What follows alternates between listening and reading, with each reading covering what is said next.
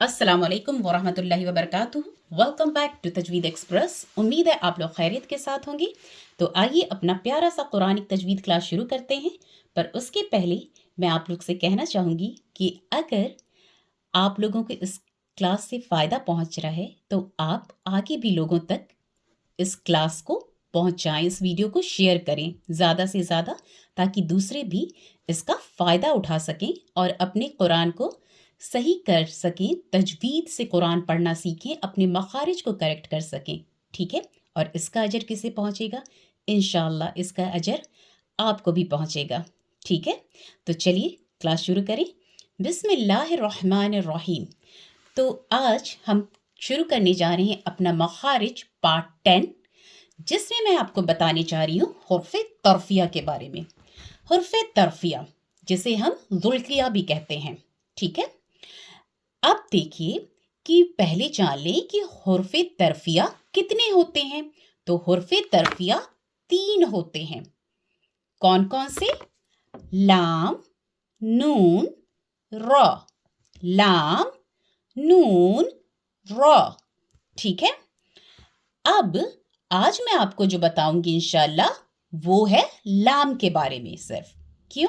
क्योंकि हम लोग धीरे धीरे इंशाल्लाह सीखेंगे और इन तीनों में थोड़े थोड़े डिफरेंसेस हैं, इसलिए आज सिर्फ लाम सीखेंगे।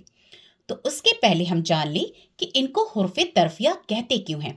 क्योंकि ये अदा होते हैं जुबान के तरफ़े लिसान से। तरफ़े लिसान, अगर आप लोग ने मेरा प्रीवियस वीडियो देखा होगा तो उसमें मैंने बताया था कि ज़बान का जो ऊपर का साइड होता है, ज़बान का जो किनारा होता है, उसको क्या कहते हैं? हाफ़े लिसान, जहाँ से दौद अदा होता है। ठीक है? और ज़ुबान का जो ये आगे का जो होता है पोर्शन, इसको कहते हैं तरफ़े लिसान। अब ज़ुबान जो होता है वो पॉइंटेड तो नहीं होता ना, नोकीला तो नहीं होता है। ठीक है? ज़ुबान कैसा होता है? ऐसा होता है ना? ये पूरा, ये पोर्शन पूरा आता है, ये पूरा पोर्शन आएगा ज़ुबान का आगे वाला, ये पूरा। तो ज़बान का जो ये वाला और ये वाला पोर्शन होता है, जैसे कि ये देखिए, ये ज़बान है, पूरा आगे का पोर्शन है, टिप ऑफ द टंग। अब ज़बान का जो ये किनारा होता है, ये वाला, ओके, इसको कहते हैं तरफ़े लिसान। और बीच वाला जो हिस्सा होता है इसको कहते हैं रासे। इसका अभी नहीं जानना आपको ज़रूरी है, इस पे गौर ना करें, आप गौर करें इस पर, तरफ़े लिसान। ठीक है? तो आइए मैं आपको बताऊं कि इसको एग्जैक्टली ये निकलेगा कहां से और पढ़ना कैसे है। ठीक है? ये आपका ऊपर का दांत है। ठीक है? ऊपर का, आपका माउथ 2 पार्टों में है, तो ये मैंने बनाया है ऊपर का टीथ स्ट्रक्चर। ठीक है? टॉप पोर्शन है। ठीक है? तो कहां से निकलेगा? Originates when the tip of the tongue touches the upper hard palate. Means जब आपके ऊपर के 5 दांत, इंक्लूडिंग 1 जॉ टीथ, ठीक है, 4 दांत और 5वां जॉ टीथ होता है, ठीक है, यानी दाढ़, वहां से जब जुबान का ये तरफे लिसान, ठीक है, तरफे लिसान, टिप ऑफ द टंग जाकर लगेगा, ठीक है, तो वहां से ये अदा होगा, वहां से उनके जड़ों से जब लगेगा। तो आइए काउंट करते हैं।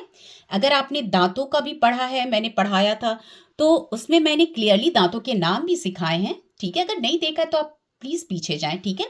तो ये जो आगे के जो 2 दांत होते हैं, काउंट करिए, 1 2, इनका क्या नाम था? फनाया। ओके, 2 बड़े बड़े जो बीच में दांत होते हैं, उनके बगल में ये 3rd, इसको कहते हैं रुबाया। 4th ये हुआ अन्याब, और ये 5th हो गया दवाहक। ठीक है?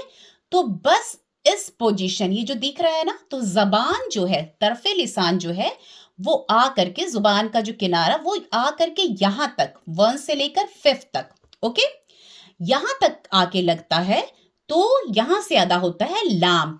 अब 3 4 5, ये बीच में 1 2 हो गया। ठीक है? अब रुबाया, अन्याब, दवाहक इस साइड भी है, तो इसको भी हम लिख लें 3 4 5। तो जबान आके कहां लग रहा है? यहां तक, जबान की जड़ जो है, जिसको हम कहते हैं मसूड़ा कह लीजिए। ठीक है? मसूड़ों से आके लगता है। ओके, मसूड़ों से आके लगता है, तो ये जबान आके यहां लग रहा है जब, यहां तक। ठीक है? सनाया से लेकर दवाहक तक, तो फिर यहां से ओरिजिनेट होता है, यहां से निकलता है लाम। लाम। अब आइए थोड़ा सा लाम बोलने का प्रैक्टिस भी कर लें। देखिए, अल, इल, उल, अलहम्दु, अलहम्दु लिल्लाहि, लिल्लाहि, अल्लाह, अल्लाह।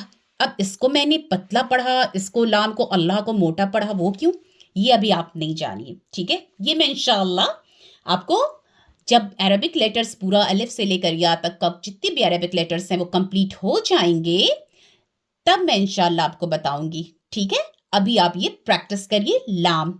इंशाअल्लाह नेक्स्ट क्लास में मुलाकात होगी। अस्सलाम वालेकुम वरहमतुल्लाहि वबरकातुहू।